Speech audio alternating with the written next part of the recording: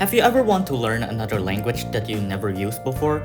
Whether it's because you want to go to a certain country, consume media that you're obsessed with, or maybe you just want to impress the people around you. Perhaps you want to use the language just so that you feel like you're exchanging some kind of secret message that others won't even get what you're talking about. Throughout high school, I tried to learn some languages such as Italian, German, French, Spanish, and all that, but one language that I certainly stick up learning till this day is Japanese. Not surprising, huh? Coming from a guy who has an avatar of an anime character and draws a lot of anime artworks on Instagram. In today's video, I'll be telling you guys my experience of me learning Japanese throughout high school and at what point am I at in terms of my Japanese proficiency level or like JLPT. And before that, 皆さんこんにちは。私の名前はオディです。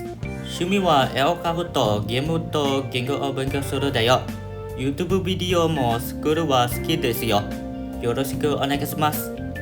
じゃあビデオを始めましょう。Okay, the first question you all may ask is that, how did I get myself into learning Japanese? Now, it may seem like that I had just started learning the language during high school, but I think it goes all the way back into my childhood. The very first exposure that I got into the language as a whole is actually Yokai Watch.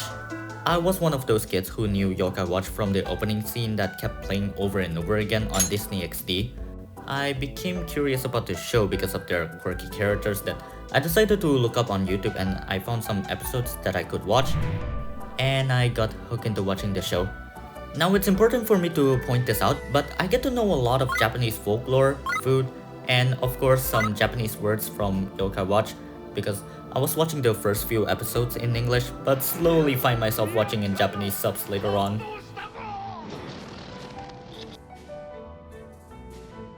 It's a vague memory that I have back all in the way in primary school. In middle school, I did try to attempt to learn the language, but it wasn't all that serious. I was just messing around and didn't actually get to learn the basic Japanese words other than memorizing the shape of hiragana and katakana, which for me, I don't think it actually helped my Japanese that much other than wasting my time. I think I wasn't too interested at the time. But when the end of middle school comes around, I thought to myself that I've been consuming so much media that comes from Japan, and I feel like I've been bumping into Japanese over and over again, whether it's from games, social media, products, especially anime and manga.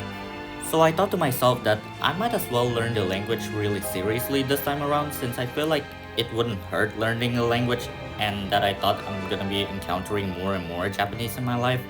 So I actually embrace it and commit into the language. Fast forward to high school, it is when I started learning Japanese more seriously that I've been actively trying to learn the language during those time period, and I'll be talking about what are some of the methods have I used to learn the language, so let us move on. So I tried a lot of methods when it comes to learning the language, but the first method I want to talk about is joining a Japanese club or group. So the one thing that I did during my high school days is that I decided to join a Japanese extracurricular, and honestly, I find joining that extracurricular to be very helpful to the basic foundation of my Japanese that I won't even get anywhere else. It's a good thing that you have the structure for learning the language if you actually join the Japanese class. And that way, you'll know the most basic things that Japanese people use in their everyday lives. I also realized that having an environment where you're encouraged to use the language is very important because that way you're able to use the language, whereas it may be difficult to use the language elsewhere unless you live in Japan or you have a community that speaks Japanese there. I'm fortunate enough to have an opportunity to join that extra class and that my sensei is very nice in general. Also, I did join a Discord server dedicating to learning Japanese and I'd say that helps as well. Now we'll move on to the second method, and that is having a teacher or mentor to guide you in your language learning journey. I cannot emphasize enough just how much of a help having a teacher or mentor by your side, because you'll never know if you actually made a mistake, and teachers or mentor will point out when you made a mistake and correct it. It doesn't have to be limited to only one qualified teacher or mentor, although if you can, then go for that option. You can also talk to your friends and other people who are already interested into learning the language that are far more experienced with the language, as well as knowing the customs for the typical Japanese. Because let's face it, Japanese is a very context-heavy language that you need to be mindful of other people, like who you're speaking to and how you're going to behave with your attitude. And having someone to help you out with that custom is really going to help a lot. Next method that we have is to read more Japanese and consume more Japanese media, but without subtitles. I recommend you guys to consume more Japanese media. Not just only from anime and manga, alright? Please don't limit yourself to only those media. Try to consume more from news, games, magazine, vlogs, or maybe also read Japanese novels and watch YouTube videos in Japanese. Of course, you're probably best to learn from textbook or flashcards as well. My aunt gave me this book on how to learn Japanese, and she gave me a pack of Japanese flashcards for me to learn, and every day I still remember I would brought those flashcards to school and memorize some Japanese words whenever I'm bored in class. You can try play video games in Japanese.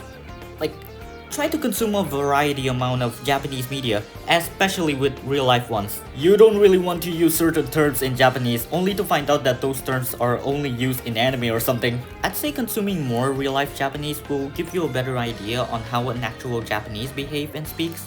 The challenge that I think that everyone should do to test their proficiency and understanding is to try to consume Japanese media with no English subtitles at all.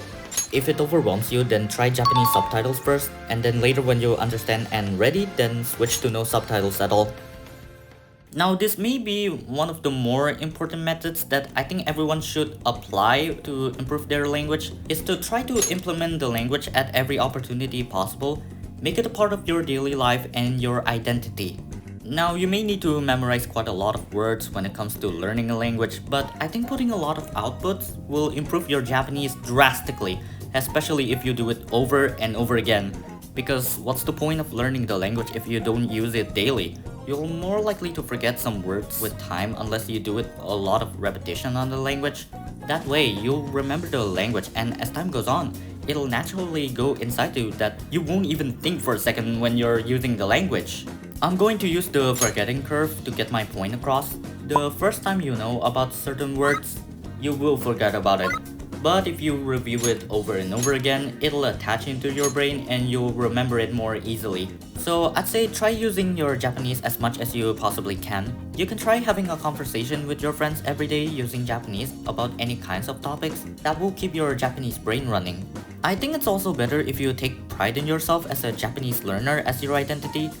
It may not be that much effective, but it does give you that little push to get better at Japanese. The last thing that I want to talk about, and maybe this is not a method and more so of a mindset or something that you should know before learning any kinds of language, and that is know what's your purpose with learning the language and how long are you willing to learn the language. The thing is that Japanese isn't really an easy language to learn, and it'll probably take years, maybe even to the point of decades to master. It also doesn't help the fact that the language is, again, very context heavy, that even if you master the language, you're still going to screw up either way. Just look at me. Even though I've been committed into learning the language for 3 years, I'm still pointed out by my friend that I'm still at N5. It also doesn't help the fact that I have a lot of other things I need to deal with on my plate, especially this YouTube channel. Yet at the same time, I still choose to continue learning the language because it is fun and I believe I can learn a lot and use the language to the extent, whether it's for entertainment or personal growth. Maybe I can use the language to teach other people Japanese, but maybe in the far future though, because I'm still at N5 and I still have a lot of things to learn. If you're planning to master the language just for the sake of showing off, I think there are other languages that are far easier and more convenient to master. But if you're insist on learning the language, especially if you're planning to work in Japan, then I respect you 100%. Go ahead and don't let anyone stop you. Seriously, just do it. Anyways, this is all the video I got. Overall, I think I still have a lot of improvements in terms of my Japanese, and I would love to improve on it. Also, I would like you guys to let me know what are some of the more effective methods for anyone to learn Japanese. Maybe it'll help me or anyone out there who wants to pursue learning Japanese. Anyways, this is Sodi. I would like to say, どうもありがとうございます。じゃあ、またね。